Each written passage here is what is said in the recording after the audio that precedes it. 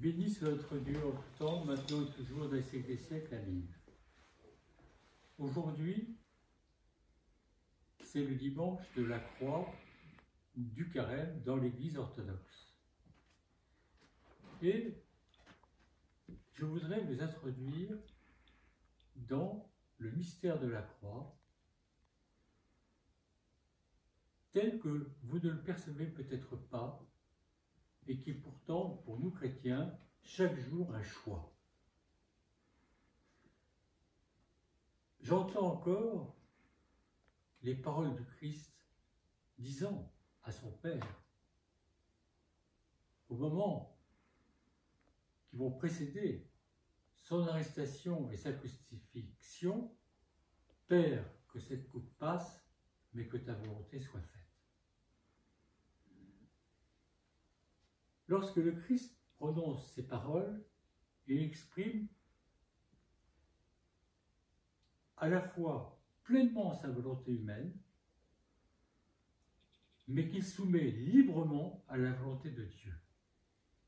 Que cette coupe passe, mais que ta volonté soit faite. Nous sommes souvent confrontés dans notre vie à cela. Mais nous sommes invités à la croix d'une manière beaucoup plus subtile et pourtant beaucoup plus tout aussi réelle dans notre vie. Et de quelle manière? Je m'adresse évidemment à des croyants. Seigneur, est-ce que c'est ta volonté que je fasse ceci? Pensons-nous à demander dans nos choix humains de tous les jours s'ils répondent à la volonté de Dieu? Souvent, nous faisons des choix qui sont peut-être justes selon la sagesse du monde, qui paraissent cohérents, sages, je répète, sagesse du monde, mais peut-être qu'ils ne répondent pas à la volonté de Dieu. Alors je ne dis pas qu'on entend à chaque fois d'une manière claire et audible la volonté de Dieu lorsque l'on fait cette prière. Mais c'est la croix comme cela. Le Seigneur dit, qui veut être mon disciple devra prendre sa croix chaque jour et me suivre. C'est ce chaque jour qui nous interpelle. Ça veut dire que la croix, elle n'est pas dans des moments exceptionnels, des épreuves exceptionnelles que tous rencontrent dans leur vie. Personne n'échappe à la maladie, personne n'échappe à la mort, personne n'échappe à des disputes, personne n'échappe à des conflits, personne n'échappe à des persécutions dans son travail, en tout cas des situations difficiles. Bien entendu que tout cela peut être compté comme des croix si nous les rapportons au Christ. Bien souvent, nous n'y pensons même pas. Mais, en réalité, la croix, c'est offrir sa vie au Christ. Pas. Alors, quand je dis offrir sa vie au Christ, j'exclus tout à fait l'idée de dire que tout le monde est fait pour être prêtre, pour être moine, pour être diacre, pour être sous-diacre. Non, non, non, non. Je m'adresse à l'ensemble des chrétiens. Offrir sa vie. Si on est chrétien, si on n'est pas chrétien, c'est même pas la peine de m'écouter. Si on est chrétien, offrir sa vie au Christ, c'est d'être attentif à « Seigneur, est-ce que là, je fais ta volonté? Accorde-moi un signe, ou en tout cas, même si je n'entends rien, même si je ne sais pas, j'espère que je fais ta volonté. » C'est-à-dire d'avoir ce souci, en toute chose, de faire la volonté du Seigneur. Bien entendu, des réponses viendront. Ma vie a été ma propre vie. Alors vous allez dire, oui, c'est un peu exceptionnel. Il est évêque, il a été prêtre longtemps, il a une vie religieuse, donc il est un peu à part, il n'est pas comme nous. Croyez-moi, l'Église humaine a les mêmes défauts que les grandes entreprises, avec un poids hiérarchique et des injustices dont vous n'avez pas idée. Et d'être grand, haut dans la hiérarchie ne vous préserve de rien. Mais de rien. Peut-être vous expose davantage. Relisez la vie de Saint Jean Chrysostome, déposé. Saint Phosios, déposé. et critiqué, et même parfois par des saints. Saint Faustos le Grand est critiqué par Saint Nicolas le Studite, qui refuse de communier avec lui. Saint Jean Chrysostome par Saint Cyril d'Alexandrie, qui refuse de commémorer dans ses diptyques. Ne pensez pas, les plus grands saints ont été les plus persécutés. Non, ne pensez pas que les épreuves que vous rencontrez de la vie épargneraient tout d'un coup des gens qui seraient haut placés dans la hiérarchie de l'Église. Je vous assure, c'est plutôt le contraire.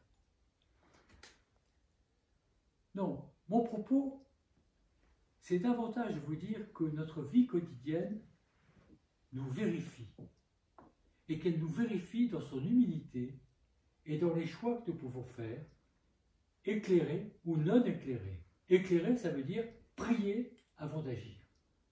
Prier à chaque fois que l'on fait quelque chose en ce monde. Alors, il y a plusieurs façons de le faire, mais ce discernement de la volonté de Dieu dont je vous parle aujourd'hui apporte des réponses. Je ne vous dirai pas que vous entendrez des réponses claires à chaque fois, mais vous en rencontrerez souvent. Dans ma vie, j'ai été éclairé par des pères spirituels qui m'ont indiqué des choix que je ne voulais pas faire. Je me souviens d'une conversation avec le père Cléopas, et le père Cléopas me demandait de témoigner contre mon évêque, qui m'a dit votre évêque est un hérétique, il m'a dit l'hérésie, il n'avait jamais rien lu de lui, rien, il me dit vous devez le combattre. Vous savez, quand vous entendez ça d'un père spirituel, vous êtes un simple prêtre, l'évêque peut vous suspendre, d'ailleurs c'est ce qu'il a fait, vous n'en êtes pas privé, vous pouvez être terrorisé d'une telle prophétie, ou d'un tel conseil spirituel. Et il m'a dit, vous devez témoigner. Alors moi je dis, oui, je témoignerai dans ma paroisse. Non, vous devez témoigner devant toute l'Église. Il m'a dit, c'est le démon qui vous inspire cette réponse. Je vous assure qu'il m'a dit ça. Vous ne pouvez pas témoigner que dans votre paroisse, mais devant toute l'Église. Alors, oui, les pères spirituels donnent des conseils de suivre la volonté de Dieu, qui souvent est la voie la plus difficile. Vous savez, je me trouve souvent devant des choix. En fait, j'ai peu à choisir. Parce que c'est Christ qui, pour l'instant, a toujours choisi pour moi. Eh bien, je peux vous dire à chaque fois, ce n'était pas la voie la plus facile, c'était la voie la plus périlleuse, celle dans laquelle je courais le plus de risques. C'était la voie la plus difficile. Entre deux voies qui te paraissent l'une et l'autre justes, si tu veux prendre la bonne, prends la plus difficile, disent les saints-pères.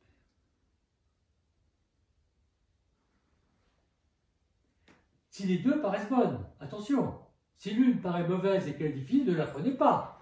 Pas je ne suis pas ici pour vous apprendre le suicide. Mais quand vous êtes dans votre prière devant un choix, choisissez la porte étroite. Vous ne vous tromperez pas. De toute façon, c'est la porte que le Seigneur, le démon ne vous montrera jamais. Il fera tout pour que vous ne la preniez pas, il aura tous les arguments, etc. Surtout, ne prends pas ça, il va te casser la figure. Bon. Bien entendu, c'est bien de rechercher un conseil. Si vous avez la chance d'avoir un professeur, un père spirituel, interrogez-le. Personne ne dit qu'il faut faire ses choix seul. Mais il arrive qu'on soit seul. Alors, si on est seul, c'est le choix juste, celui qui laisse notre âme en paix. Le plus difficile, qui est la bonne route. C'est ça, prendre sa croix chaque jour. C'est ça. Et ce qui est plus difficile pour une personne ne sera pas forcément plus difficile pour une autre. C'est pour soi que c'est difficile. Peut-être pour une autre, ce sera d'une facilité déconcertante.